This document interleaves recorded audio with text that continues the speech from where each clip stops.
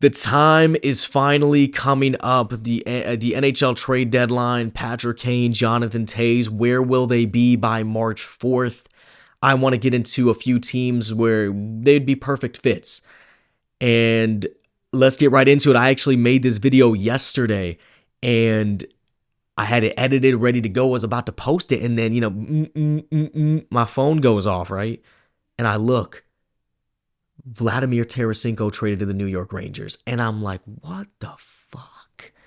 What the fuck?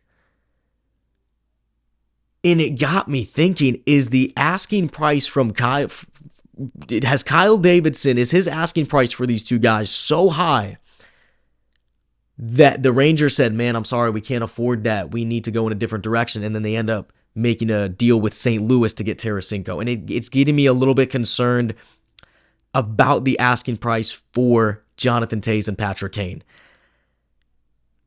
Yes, we want to see them play on a successful team. We want to see them competing for a cup. These are two guys that we want to see competing in June, potentially lifting that cup again, even if it's not in a Blackhawks jersey. We want to see it because we love them that much. We love them that much, and they've done that much for us that we want to see them thrive and succeed, even if we're not following them there. And I think, with that, they've done, we want to see them in a good city, but at the same time, we want to get back the assets that we deserve for these guys. There's so much to juggle here if you are Kyle Davidson. You can't get too much. You can't demand too much, but you can't get too little. And you have to be realistic about where they are in their careers. 34 years old, both these guys. They have a $10.5 million cap hit on both of them, on them both. What do you do? Be realistic about what you can get. And I don't even know if they were talking to the Rangers. I don't even know if that was happening, but I'm assuming they've talked to a lot of people about both these guys. And the asking price must have been that high that the Rangers said, I'm sorry, F it. We're going to go with the Tarasenko trade. It would have been amazing to see Kane and Panarin back together. Teams would be absolutely shiting themselves seeing these two back together. 163 points combined between these two in 2016 and 17. It was art. It was actual art. It was like seeing Van Gogh and Picasso on sharing the same canvas. They both had the same canvas, and they both just let it flow. Letting it flow. That's what it seemed like. It was so effortless. Two guys that are so amazing at their craft coming together, creating something beautiful. That's what it felt like. Either way, it's not going to happen with the Rangers. So let's go to a team that it could be possible for, right? And my first team, this is for Patrick Kane. I already know where I believe Jonathan Toews should go. I'm going to get into him later. I'm going to start off with Kane. My number one team is the Minnesota Wild. I watched the Minnesota Wild play last night against the Dallas Stars. It was kind of gross. Minnesota kind of sucks, if I'm being honest, offensively. I mean, they're not terrible, but it's just not, I don't know, it's just not, they're not wild. You know what I mean? Like, I feel like you gotta live up to the name. You know what I mean? And I feel like throwing a guy like Kane in with Kirill Kaprizov, with Matt Zuccarello, you got Joel Eriksson, Boldy's playing, well. You have good defenders. You got Marc-Andre Fleury in the net. There's so much potential in this Minnesota team, and I think if you throw a guy like Kane that can set guys up, everyone's eyes are drawn to him, man, because the way he skates and the way he can pass the puck, man. If you had somebody else that they have their eyes on, and then Kirill Kaprizov can kind of get defenders off of him a little bit, that would be amazing. And I feel like that would be the perfect landing spot besides New York, because that's not happening. According to the HockeyWriters.com, the Minnesota Wild have the number one farm system in the NHL. I'm looking at Marco Rossi. He is a top 5 prospect for the Minnesota Wild. He's playing in Iowa right now. I feel like if we could put a package together of Marco Rossi with Alex Goligoski's $2 million cap hit that is just being wasted by the Minnesota Wild. He has barely played in any games, barely has contributed in those games. He's making $2 million. If we take that $2 million cap on for them, retain 50% of Kane's cap, And then we also can bring in Marco Rossi as a prospect for Kane. That would be the perfect trade for both teams.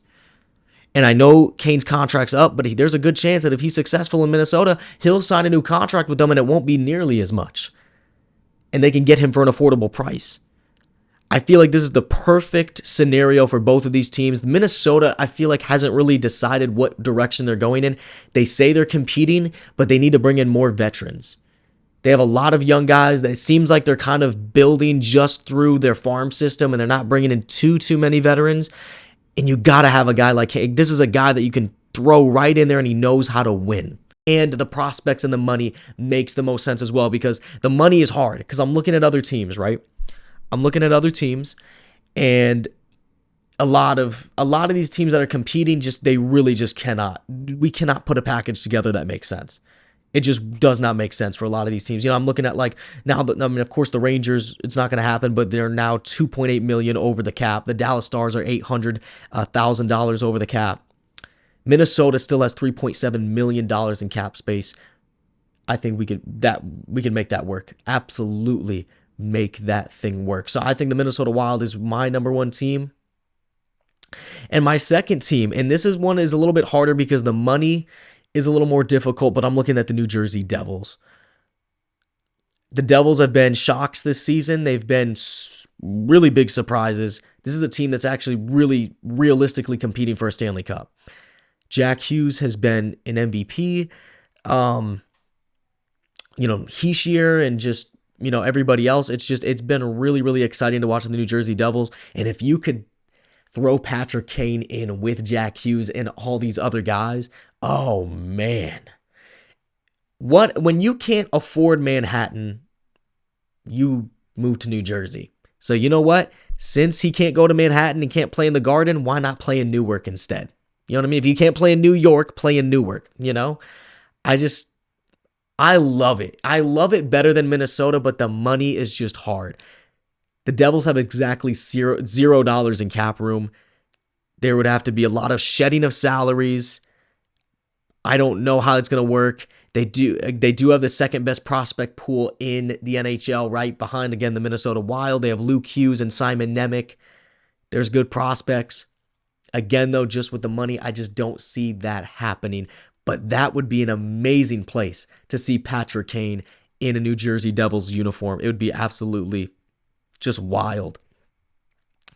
So that's Patrick Kane. At the end of the day, if you can just retain as much salary as possible, this is what you got to do with Kane. Just retain as much salary as possible. Bring in a good prospect. That's it. One good prospect. You're not getting any more than that. That's what they got to do with Kane. And again, he's got the no trade clause, so he gets to decide where he goes. So if he doesn't want to go to Minnesota, even if there's a good package in place, sorry, it's not happening. If he doesn't want to go to New Jersey, you got a good package in place. So you have to also trade him where he wants to go, and at the same time get the prospects that you need. It's going to be a very difficult process for Kyle Davidson. But let's move on now to Jonathan Toews. Jonathan Toews is a little bit more interesting, and I honestly feel like Jonathan Toews, as crazy as it sounds, might have more value than Patrick Kane. Toews has 14 goals and 14 assists this year, but that's not why you'd be trading for Jonathan Toews. You're trading for Jonathan Toews for his veteran leadership, but what you're really wanting is you want his face-off win percentage. That's why, in my opinion, the best place that he can fit in is the Colorado Avalanche. They are 28th in the league in face-off win percentage. The Blackhawks are number 1 in the league thanks to Jonathan Toews. Toews is number 1 in the league in face-off wins with players with 300 or more draws. If you're the Avalanche, you could be getting a guy that's just as good as Patrice Bergeron in the circle on the market. There's a guy on the market that's as good as Bergeron in the face-off circle. When it comes playoff time and you're in your defensive zone and you need to win a big defensive face-off late in a game, that's when you want a guy like Jonathan Toews to be able to throw in there and say, hey, win us this face-off, let's win this game. That is going to come through clutch, and that right there is worth giving up a first-round pick for. They could probably get a first-round pick for Toews, maybe Newhook from the Avalanche.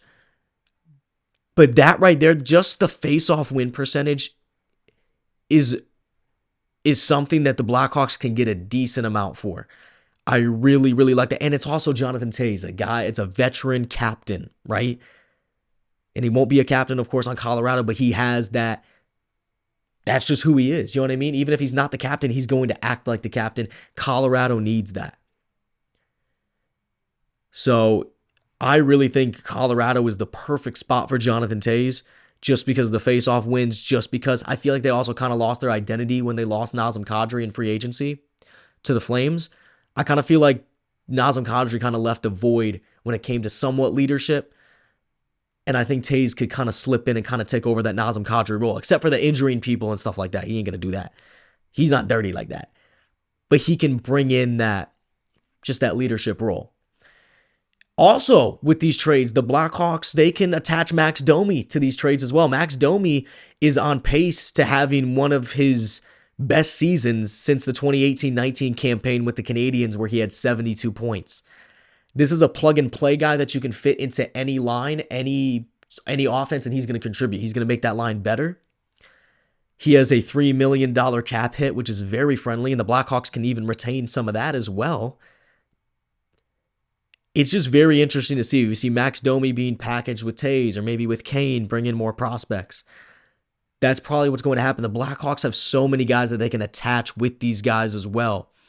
It's going to be really difficult, but it needs to happen. Lucas Reichel is in Rockford right now. He needs NHL minutes. He needs to be brought up from the minors, and you need to make space for a guy like that. There's so many guys that I'm looking at in Rockford right now. Like, why are you still in Rockford, bro? Why aren't you on the Blackhawks? Why aren't you on this team contributing in the NHL? It's a rebuilding season anyway. Get as many minutes as you can in the NHL. And I think once you can get rid of Toews, once you can get rid of KANE, you need to fill those spots, bring back assets, give your young guys a chance. But we will see what happens. It will be very interesting because, again, the money is going to make it really hard. But we still have a month. Kyle Davidson has a while until this needs to happen. But we'll see. We'll see. It'll be really interesting. But they will both be gone, I believe, in my opinion, or at least one of them will be gone. And I just hope that they get back what they deserve, but at the same time, don't try to oversell them. Don't be asking for like 5 first-round picks either. So I don't know. We'll see what happens. Jonathan Toews, Patrick Kane, it's time to say goodbye. But we love them. This has been Booksmart, and I'll talk to you guys later.